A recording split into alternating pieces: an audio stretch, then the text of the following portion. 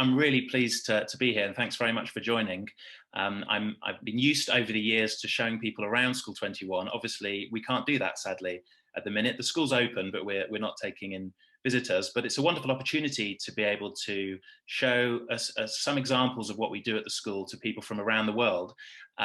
It's slightly different. I'm much more nervous doing it this way, funnily enough. I'm far more relaxed just showing small groups of people around the school. It's quite nerve-wracking showing nearly 500 people around over the course of a 30-minute webinar. But anyway, here we are. Thanks very much for joining. And I'm going to talk to you about our journey, and really going right the way back for my motivations about why I wanted to start School 21, and then some of the sort of thought process of how we designed what the school looks like. And then I'm going to give you some concrete examples of what we've been doing in the school and some of the things that have worked well, some of the things that have worked less well. And what tends to happen when people come to look around School 21 is that they take some things that we do and they take them back to their school, and often they're doing them now even better than we were, which is really exciting to see. So hopefully we can have some of that after today. But the story starts for me personally back in 1982. So this is a little classroom near a town called Leicester in the UK that was recently famous because the football team won the Premier League 3 or 4 years ago. But it's a very rural part of the UK. And I was at this school, that's me at the back there. I'm 4 years old, slightly redder hair there. And I was at that school for 14 years until I was 18. So it was all through school. And it was wonderful in many ways, very small, real sort of family values, wonderful teaching. If I had one criticism, is that it was very focused on exams. Of course, many schools are, but this school was very focused on exams, very good at getting exam results. But I think I really benefited from doing something else in my childhood, which I'm going to talk about now, which was this. I was in a television show from the ages of about 9 to 14, and I was in a children's TV show about a boy who turned into a dog. And I played Eric the boy, and there's Eric the dog. That's me again at the back, with looking quite goofy in my 1989 outfit. And I learned huge amounts from doing this. I learned how to work with an adult team of diverse sets of skills, how to problem solve. You know, if it was raining, we had to figure out how to kind of film the next scene in those conditions. I learned this notion of doing multiple drafts. So take 1, take 2, take 3, let's reset, start it again. And I also learned, that the dog had got a better agent than me because we basically had the same part, but he managed to secure a much bigger photograph on the front of the DVD. But yeah, I'm over that now, that's fine. But I learned huge amounts from this. And I did think, I wonder if you could teach some of the things that I was learning doing this TV show in schools. And this is something that I was wondering when I was much younger, when I was still at school. As I got older, I started to realize that this kind of focus on exams was not just unique to where I was learning, it was a worldwide issue. One example is the PISA rankings, and PISA are not responsible for this. PISA, as many of you will know, monitor literacy and numeracy performance across a range of school systems around the world. They do look at other things now like collaborative problem solving and student agency, and I think OECD organization that does PISA has some really interesting things to say about education. I'm quite a big fan. But one of the side effects of doing this ranking is that some education systems have become really focused on moving up the rankings, which can mean a narrowing down of their focus on what happens in schools and what education is about. And so when I started to become aware of this in my early 20s, mid 20s, I started to think maybe this is a kind of bigger problem than just in the East Midlands near Leicester. So I started to think about starting a school, and I met 2 other teachers who wanted to do this with me. So Peter Hyman and Ollie de Botton. And this is now 2010, so 10 years ago. And we started to think about, okay, if we're going to start a new school, what would it be like? And where are we going to get our ideas from? And many of the people on this webinar might have thought, if I was going to start a school, what would it be like? And when you actually have the opportunity, it's quite daunting.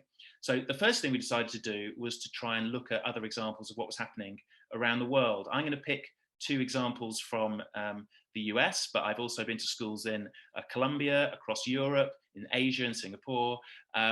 So now the US education system is interesting because it's not actually necessarily very well performing across the piece, but because there's a lot of freedom there, there's small pockets of really exciting experimentation that's happening.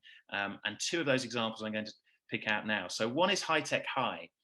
And many of you will have come across High Tech High. It's a school that just does completely project-based learning. Everything that they do at High Tech High is done through projects. It's really sophisticated at designing and executing those projects. It's not easy to do. And I went out to visit there. It's in San Diego on the West Coast of America. When I went out to visit, I was walking through and one of the students came out of his classroom and said to me, "Hey, do you want me to show you around?" And I was kind of wondering whether or not he should be in class. I said, "Shouldn't you be back, doing your maths lesson?" He said, "Don't worry, I'm just working on my project. I can come back to that later." And it turns out he was working on a project combining history and drama. He was looking at the civil rights movement, writing a play about it, working with some friends to put that play on to show his other classmates. And I just thought, wow, we've got to bring a bit of this. He was so enthusiastic about what he was teaching about. It was clearly going to stay with him. And he was really motivated to be doing the reading and doing the work. I thought, right, we have to bring a little bit of this to School 21. Another completely different example was actually at Phillips Exeter. Now, this is a very privileged school. This is a bit like Eton College in the UK. It's a private school in the US, $30,000, $40,000 a year. But what's interesting about Phillips Exeter is that they have what's called the Harkness method of teaching. So they teach all of their lessons through the Harkness method, whether it is art or where they're sitting behind easels in a circle, or science or maths or English. They do it around a table of 13. It's a very democratic way of teaching. So that the teacher is sat in amongst the students, but doesn't have any more kind of status or profile than any individual student. I think here you can see the teachers sitting at the back, but it's actually quite hard to spot the teacher in a Harkness class. And the interesting thing here I found when I was watching the lesson is that the teacher is partly looking to see what the students know. Of course, that's still very important. But the teacher is also looking to see how the students are as learners. So how are they contributing and interacting in this setting? So he has a drawing of the table on a piece of paper. He has the individual student names drawn on the piece of paper around the table. And then he's making notes and drawing lines to represent who talks to who builds on a point, who references the text. And then he can give very detailed feedback at the end of that to individual students to say, "I'm interested that you were generally quite quiet, or you only spoke after your friend, or you two talked a lot, but you should try and open it up to the rest of the table." So he can give very, very sophisticated feedback on how they are as students, how they are as learners. So we thought we could maybe steal something from this as well for School 21. And I think the thing to say about where we got to was that we didn't decide to have just one philosophy. So we didn't decide to just say, well, we're going to do everything through projects, or we're going to do everything through Harkness like Phillips Exeter. We're a hybrid. So we're a mixture. We've stolen different kinds of approaches, and our teachers have to have this broad skill set, a toolkit, as we call it, where they know how to design a project. They know how to be a teacher of oracy, so speaking skills. They know how to be a coach, as well as being an expert in their particular discipline. So it is actually very challenging and demanding, but we think it creates a very rich set of experiences for the students. I'm going to give you a little bit more context of School 21 so you know kind of a little bit more about the kinds of students we have. It's also 4 to 18, like the school I went to. This is a school that students come at 4 years old, they stay all the way through to 18, and then they go on to their next destination. It's a very disadvantaged part of London. So it's in Stratford, where the Olympics happened, not Stratford, where William Shakespeare grew up, which is a lovely rural part of the Midlands. So it's in East London, very disadvantaged, but ethnically very diverse, which is fantastic. So it's a really interesting set of young people. We now have 1,200 students, 1,200 students. We started with just 150 students, and we started in 2012 with just 75 4-year-olds. And this is a picture of some of those 4-year-olds. These young students are now 12 years old, and we had 75 11-year-olds. So that's because that's the way the UK system works. And then they stay with us, and we filled the school up year by year from 150 until now we're full with 1,200 students. So that's a little bit about the context for the school. And we had this question, right? We've got them for 14 years, which is 2.5 2,500 days. If you take out weekends, you take out holidays, we've got them for 2,500 days. What are we going to do? It's not good enough to just prepare those students for exams. That's not ambitious enough. What else are we going to do with these students? And one of the things that we felt was really important was to teach the students how to do work of value for other people. If you're at school, my experience of school, I didn't do any work of value for anybody whilst I was at school. If I'm honest, I did a lot of revision. I created work for the teacher. It wasn't of value for the teacher. The teacher marked it and gave it back to me. And then I went to university and I didn't do work of value for anybody there. Not that was genuinely valuable to somebody else. But then when you leave university, all that the system wants from you, all that the society wants is for you to do work of value. And so we have this big leap when we leave school, we leave university, suddenly the world wants us to do something of value for them, and we don't really have experience of that. And so what we wanted to do at School 21 was have students get used to that idea of creating work of value. And we wanted to create this idea of superpowers as well. So John mentioned this at the start. What are the things that are going to be still useful in 100 years or 1,000 years, rather than just sort of coding or understanding data? These are important skills, but there's some skills that we felt have been important since civilization began. And we wanted to make sure that we were still teaching those skills, because schools don't always teach those skills well. So oracy is one, speaking skills, craftsmanship, grit, spark, and expertise. And I'm going to talk a little bit about each of these as we go through, and examples of how we're doing this at School 21. So oracy, starting with oracy. A shocking fact we found out was that on average in an inner city school, a student says just 4 words in each lesson. So in a 1-hour lesson, they're sitting in school, a student in secondary school, in high school, says just 4 words. How are they going to improve their ability to communicate in the world if they're only speaking that much? So we needed to change that. We came up with a way of assessing speaking. And this is a way to assess speaking in any context at all, not just standing up and speaking publicly, but speaking in pairs, speaking in dialogue with multiple people, speaking for multiple purposes. This is a way of assessing it, because we were finding that teachers were just sort of saying, speak up a bit, look up.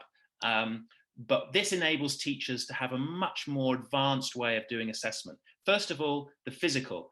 How are you using your voice and your body to get your point across? The linguistic. Are you using the right vocabulary for a scientist, if that's what you're having to speak about at that point? Are you using the language of a historian? How is your linguistic skill in this bit of oracy? Cognitive. How are you organizing your thoughts correctly? Are you making a powerful argument? And then finally, social emotional, really important. Are you making a connection with the people you're talking to? I personally find it very hard to do the social emotional part when I'm just talking to my laptop like this, talking to you. Part of what I do is show a picture of me when I was 4 years old in primary school. That's tried to make a bit of a connection, but I find the social emotional and the physical actually is very hard, because and also I speak too quickly. That is something else that I know. So I'm sorry if I'm doing that. You might have to rewatch this back on slow motion. Okay, so that's our oracy framework, our way of assessing. And new context is vital. I'm really, really passionate about this. So we've got to get young people out of the school into new contexts. The school is one context, and it's very hard to create a really meaningful new context for students to do anything in school, but particularly with speaking. It's the same people, there's still the same teacher, they're there for the same reason. And if you give them all these powerful speaking skills, what we saw was if you then take them out of the context, they get very shy again, particularly students with the kind of background that we're dealing with. So we have tried to create lots and lots of new contexts. One way of doing that is to teach students how to protest. And get them out protesting. So here's an example of 2 or 3 of our students. They decided that they wanted to protest about the fact that Mango, which is a clothes retailer, had not done proper compensation for the families of some workers that were killed in a factory in Bangladesh that collapsed. And that was part of the supply chain for Mango clothing. So Mango had not treated their workers properly, and our students wanted to protest. And you can see them here. Mango crossed the red line when they placed profit before lives. And the students are having to use their oracy, their speaking skills with passers-by who are asking them what's going on, with the people in Mango explaining why it is that they feel it's important for them to be there. And once you get students using these skills in these new contexts, it's extraordinarily powerful, and they feel they can go on and use them in other contexts as well. we want to get them doing stuff that matters today. So these are the skills we say, look, you learn your speaking skills, not so that they'll be useful when you're 20 or 25. You learn speaking skills so that you can use them today to protest about things that matter to you right now. Too much of school is looking miles ahead into the future. We want to try and get these students thinking about stuff that matters today. Really, really important for their motivation. Here's one more example I'll just share with you. This is something we did in 2013, I think, where some of our students are protesting about Apple this time. So they're holding up a net and they're holding on to some apples. And what they're protesting about is that some of the workers, some of the children who are working in factories in Apple's supply chain, they actually put, the conditions are so bad that they put nets up in the factories to stop the students jumping off and committing suicide. So they're representing that by holding up these tennis nets, holding out apples to passers-by and saying to those passers-by, do you have any Apple products on you? And then having a conversation about, do you know about the conditions of the workers in their supply chain? Something that they really cared about. They chose these causes. We didn't tell them about these causes. They went and investigated causes that mattered to them. So it's about being comfortable in the uncomfortable, creating new situations for them where they would normally be very uncomfortable and learning to get comfortable in it. All of us need to, all of us can benefit from that. You know, put yourselves in situations where you're uncomfortable, learn about getting comfortable with it. Otherwise, we never step into the unknown. So that's something we try and create these conditions for the students. Okay, I'm going to talk a little bit about project-based learning. So remember, we saw this at High Tech High, and we wanted to bring it to School 21. And by the way, it took us about 2 years to properly introduce it. It's a very difficult thing to do well. I think we do some projects very, very well, and some projects we still struggle for them to have the impact, and they take a huge amount of time as well. So project-based learning is not an easy thing to do. It's very important to state that at the start. But one of the really vital things we learned was that you need an authentic audience for the project. So work really hard to try and have an audience for the project. It's not the teacher. So they're not the authentic audience. Who is the audience who are going to be really interested, entertained, or informed, or educated by the work that the students are doing, and have them come in and be that audience. So we have exhibitions. Every term at School 21, we have the local community, hundreds of people come in. Sadly, they're not doing that at the minute, obviously, because of COVID, but for the last 7 or 8 years, they've been coming in and the students exhibit their work. And it provides a wonderful, authentic audience because the students are telling their parents and other people in the community stuff that those people just don't know about, you know. And it can be slightly chaotic. It's sort of a little bit of a celebration, a bit of a fair. It's not particularly neat and tidy, but the students are all creating, presenting, performing.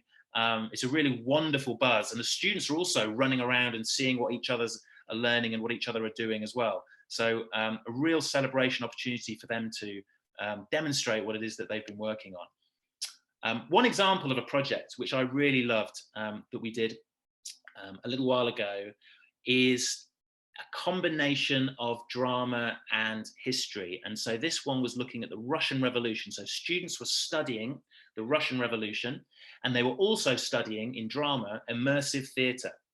And so you can see here this, so we've got Beckham, who was a student who's protesting for peace, bread and land.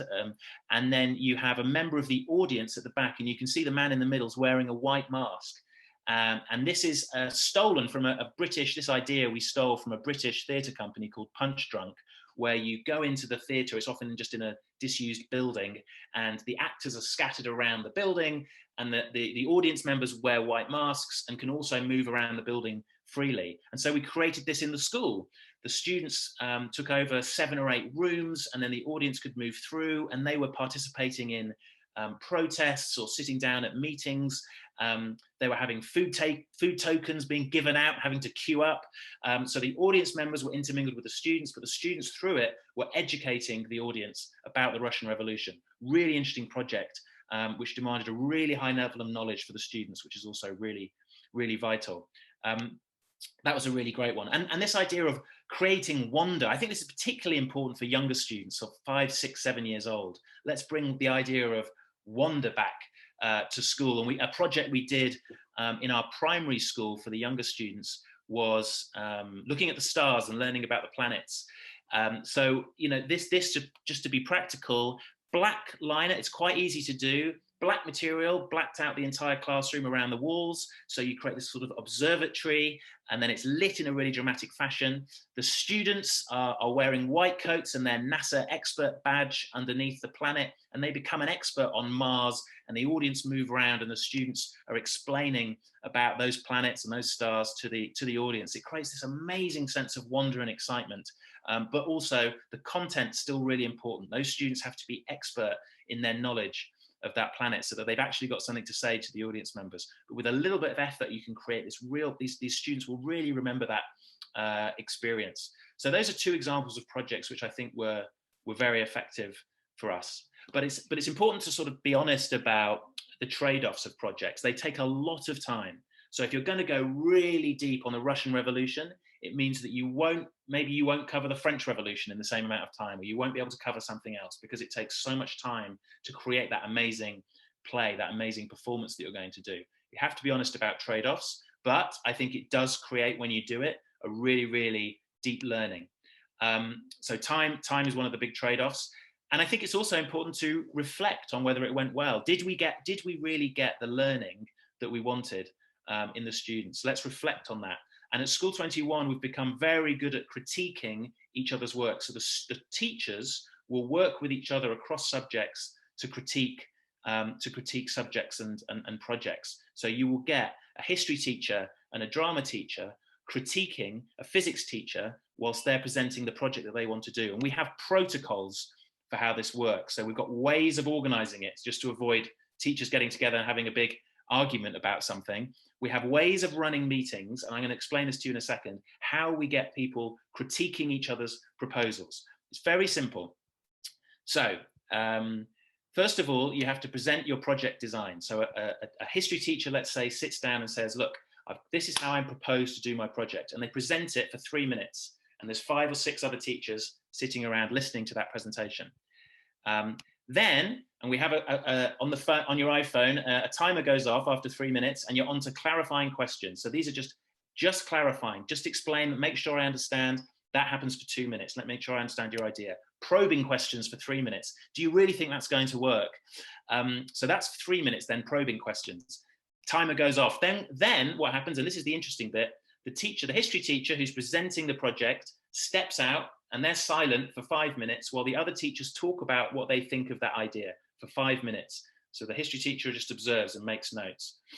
And then finally, the history teacher says, thank you very much. I've observed, this is some of the things I've taken away. And so in a very short amount of time, 5 minutes or so, 15 minutes or so, you've got a really great way of getting feedback. You can do that 4 times in an hour, and 4 teachers get brilliant feedback on their idea.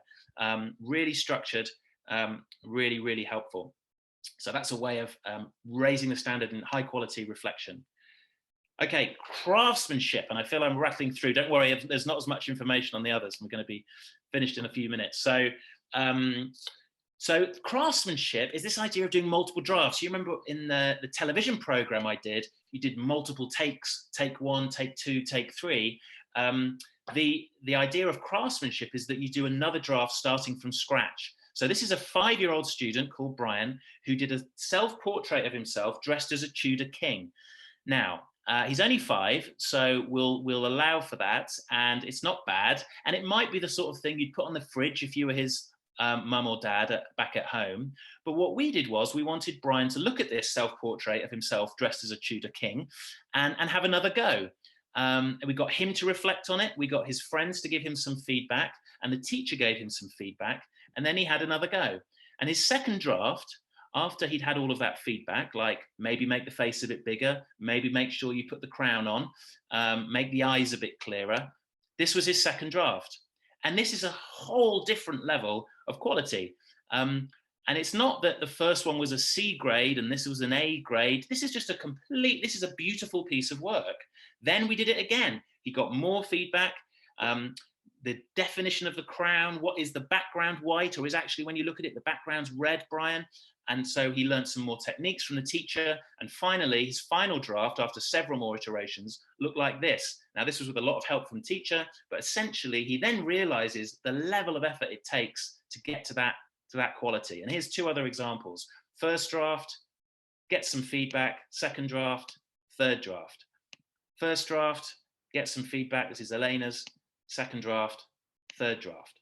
So these students are learning techniques, and they're learning to get feedback, and they're learning to be very detailed. They're learning what it takes to create a beautiful piece of work. And we find this is extraordinarily powerful craftsmanship. Again, it takes time, so it's a trade-off.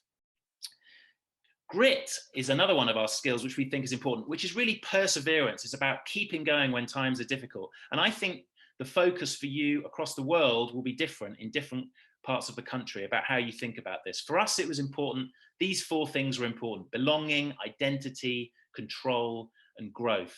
So I think the first two particularly were important for Stratford: belonging and identity, because in Stratford, there's a very transient population. 20% of the population changes every year. It's typically where people come from around the world to London, then they move some other part of London. So they don't stay very long. So we're trying to get a sense of belonging in the school, and we do this through our assemblies of 75, which are in the round, our coaching groups of 14 or 15, where we spend a lot of time working with the students on building that sense of belonging and identity.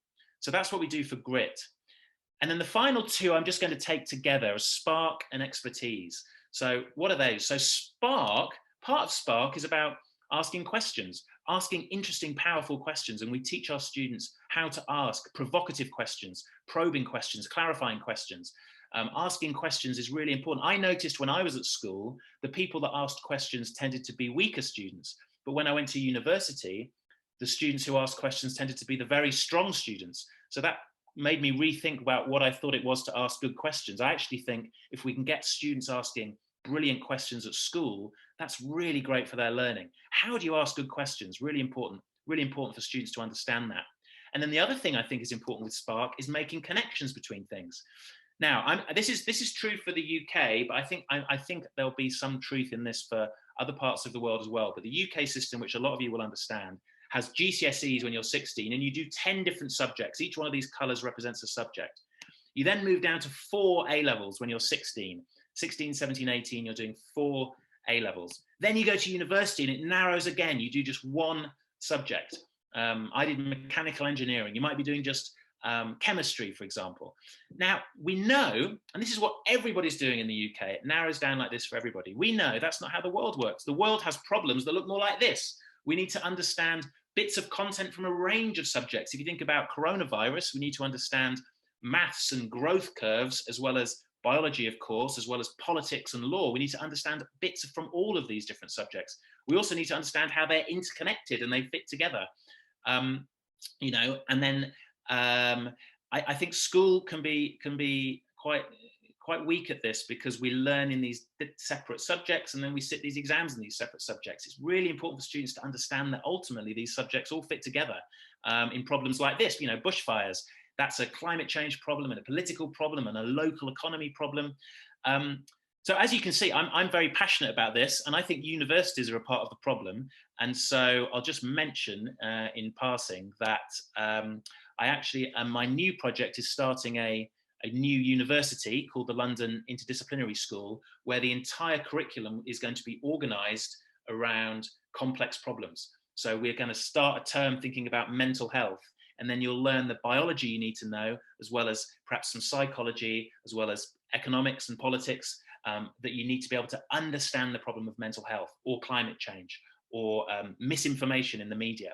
So that's my new project that I'm now moving on to. We open this university next year, and if you want to know more about us, there's some Twitter or Instagram or Facebook handles there, and you can link on. And if you've got any students in your sixth form that would be interested, then point them to our website, the London Interdisciplinary School. So deep breath. So we've rattled through all of that. Oracy, speaking skills. Try and get your students into new contexts. Try and think about sophisticated ways to assess them. Think about their linguistics, their physicality, the cognitive aspect of their argument. Think about the social emotional connection they're making when they're speaking.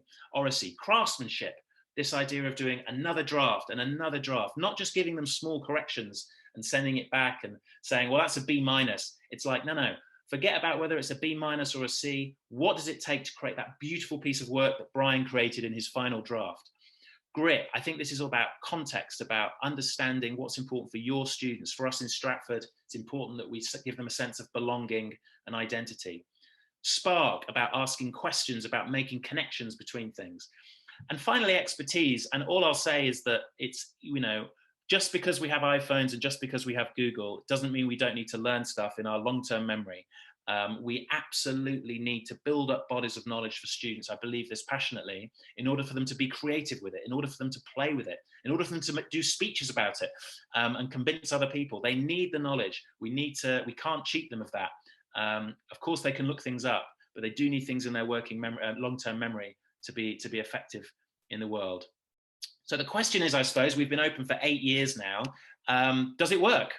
Well, academically, we got off to a fantastic start. On the first couple of years of School 21, we've had fantastic GCSE results.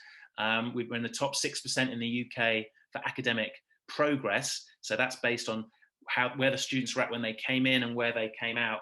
We added value in the top 6% in the UK. So that was absolutely fantastic. So we're doing very well on academics, and our students are developing all these other skills. I'll come back to it though. We have to combine hard work, the hard yards, the boring maths lessons. You still have to do a bit of that. You have to do the training on the rainy day, but we mustn't forget to create these amazing peak experiences for students. The Olympic Games, and the Olympic Games for education is not exams. That is part of the problem. Is we see the Olympic Games as exams. It's not. That's a test of what you know. We need to create these circumstances where students can use their knowledge to demonstrate to the world what value they can add, what impact they can have, how they embody that amazing knowledge that they've done. So I think that's the thing, to give them that winning experience at the end. Yeah, so I hope you can steal some of these ideas and take them back to your context and adapt them for your school. And I look forward to hearing in the future years of stories from around the world of you doing some of these things. Thank you very much, Ed. That was great. Really enjoyed that. We have a few questions for you.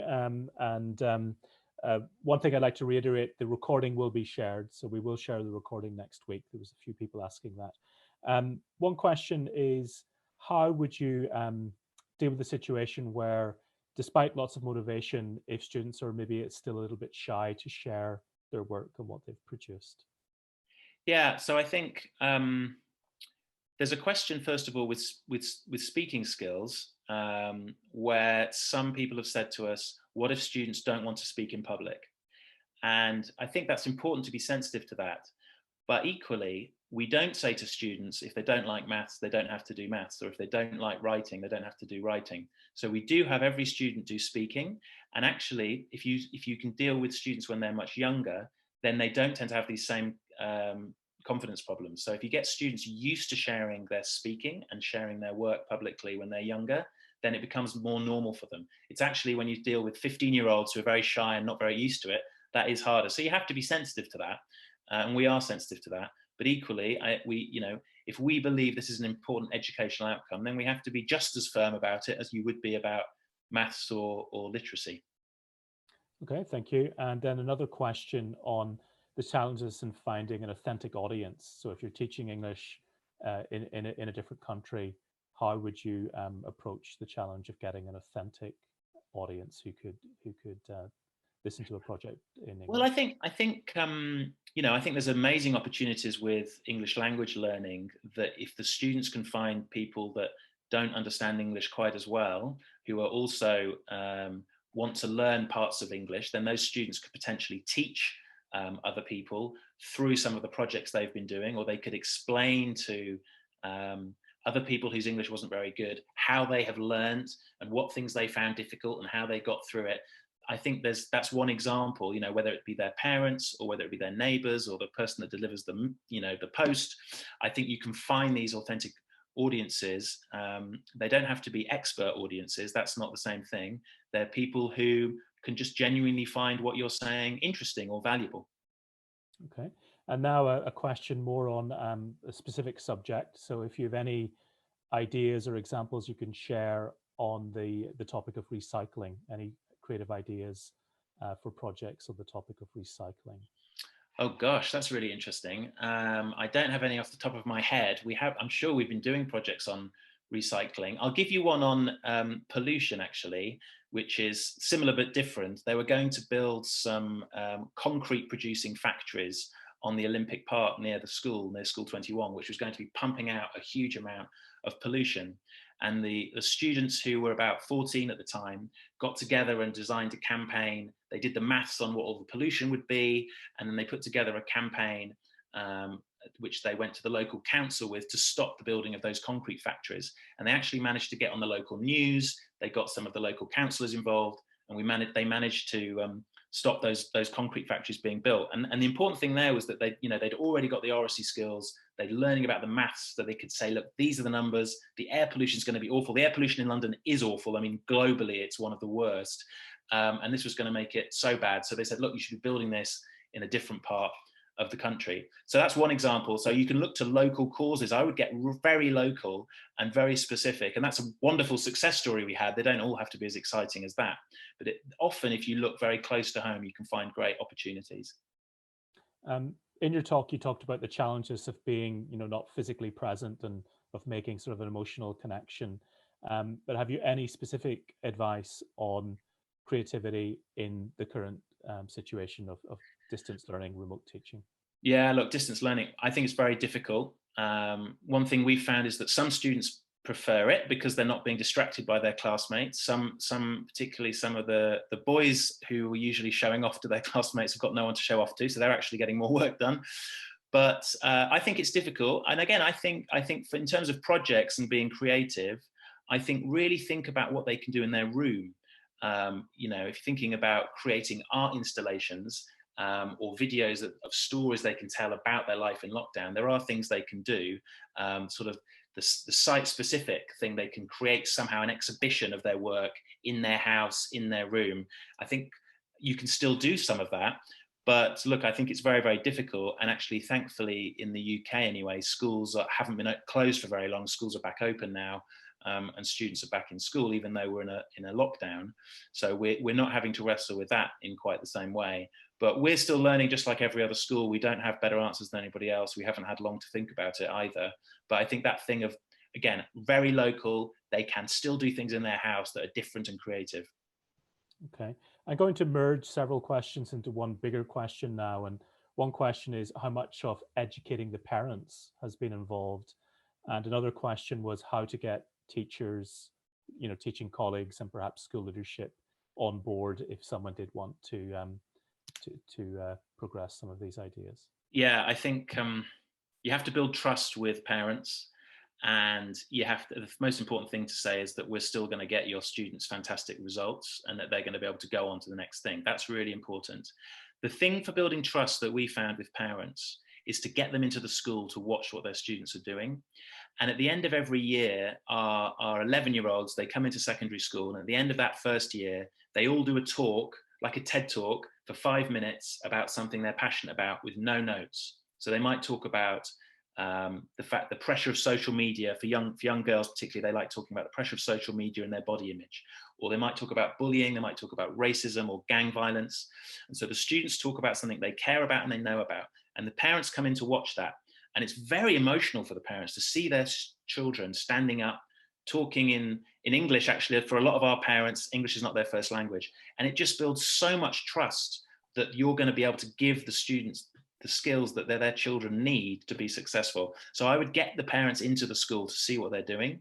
In terms of convincing leadership, I think that's difficult. And look, we haven't had that problem because we started the school with this philosophy. I think you need to get a deputy head teacher, a deputy principal on board, or a principal ideally on board early on. One way to do that would be to go and visit an exciting school so they can see it with their own eyes. So maybe try and get them to see it, or do something small to start with to show what's possible. Yeah, I think that's difficult. But I would say speaking skills, most schools, most leaders understand that getting better at talking in public, talking powerfully with other people, that is of such vital importance. And in schools, it just doesn't happen. We tell students to be quiet most of the time. We think a quiet classroom is a good classroom. Whereas at School 21, we sometimes like a noisy classroom. That could be really, a positive thing. So changing that mindset, but we found that you can convince leadership of that more easily than some of the other things we do. Couple of quite quick questions. So have you ever organized virtual tours of the school? No, but it's a great idea. And now, of course, we're perhaps thinking about doing it. It's so much better for you to see the students for real than me show photographs of it. And I haven't shown any videos today. If you go to the School 21 website, you will, it's pretty good for showing some of the work that the students are doing. And I think on there, you can also see some of the work we've been doing virtually whilst we have been in remote circumstances. But it's a great idea. We should do it one day. So clearly your work in oracy has spread across the UK and to other parts of the world. But we have one question asking, are you opening a branch in Northern Italy in Milan? Wouldn't that be fun? Yeah. Look, if you want to open a new school, we'll definitely get on the plane and come out and help you. I'd love to spend some time out in Milan. That'd be fantastic. And one final question: how do you build oracy schools when the language level of the student might be quite poor? So I suppose it's referring to an English language student. How do you help build their confidence in oracy skills when they're... Well, I would try to do it in the language they're most comfortable in. So now, if you don't speak their language, that's tricky. But of course, I would encourage students to build their own oracy skills in their native language. It's much easier that way if they're confident of what they're saying, and try and give them that feedback and try and raise their standards for speaking in their native language publicly, and then move on to trying to do it in the language in which they're weaker. And of course, if you're an English language teacher, you're very focused on teaching the language itself. But if you want to improve their ability to communicate in a broader sense, maybe consider doing that partly in their native language. Yeah, and I think it's practice and feedback and students watching themselves back, and doing it in new contexts and getting used to it. It's like a muscle that they just need to get used to using. Okay, and very, very quickly, there's one final question asking if these approaches and techniques are applicable to state-funded schools. So I think there may be an idea that your school is in the private sector. No, our school's not in the private sector, it's state-funded. So there's a policy which meant that individual people like me could start state-funded schools. That policy came into the UK in 2010. So it is state-funded. Those students are disadvantaged. Most of the students in our school have a free school lunch, which means that they are considered very poor in the UK or from poorer families. So yes, it does work. I mean, our context is exceedingly poor. It's one of the poorest boroughs in the UK. So I don't think there's anything. Sometimes people come and say, well, it only works for poorer students. I don't think that's true either. But I think this can work for everybody, but it doesn't mean that context remains very important of where your school is. But absolutely, this can work for all kinds of different students. Okay, well, thank you very much, Ed. So that's all we have time for in terms of questions. And just to reiterate, the certificate of attendance link is in the chat. It'll also come to you by email next week, and you will also get a recording in the same email link next week. And that's it. I just hope you enjoyed Dan Vincent's session on encouraging learner autonomy in teenagers, which starts at the top of the hour. So thank you very much, Ed. I thoroughly enjoyed the talk. Thank you. Thank you. Thanks very much, everybody.